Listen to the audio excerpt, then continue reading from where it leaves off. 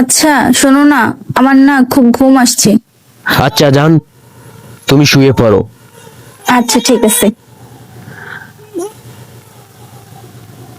আচ্ছা, ওই কি আসলে ঘুমিয়ে পড়বে? কিন্তু ওর কথা শুনে মনে হলো কোনো ঝামেলা আসছে। আরে না, এসব আমি কি ভাবছি, হয়তো আমারে অনেক ভালোবাসে। আচ্ছা, তাহলে একটা কল দিস।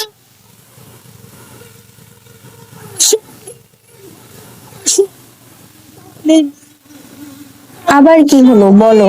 জান সরি, সাপ লেকে কল চলে গেছে। আচ্ছা, তুমি এখনো ঘুমাও নেই? হ্যাঁ এই তো এখনই শুয়ে পড়বো। আচ্ছা ঠিক আছে। ওই 2-3 বার বললো ঘুমিয়ে যাবে, এখনো ঘুমাইলো না। নিশ্চয়ই ওর কোনো ঝামেলা আছে। আচ্ছা, আমি আবারও কল দিই।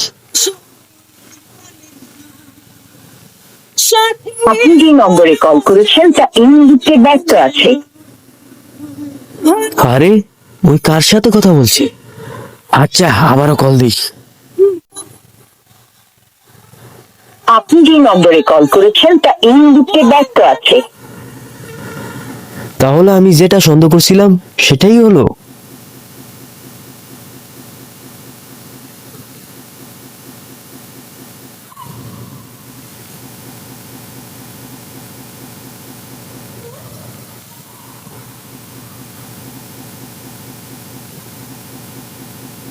হ্যাঁ জান বলো।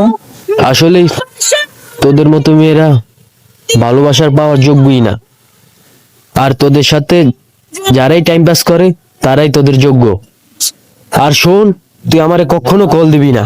ভালোবাসা নয় জানি দুদিনের খেলা ঘর, তবু ঢেউ ভেঙে যায় হৃদয়ের বালুচর।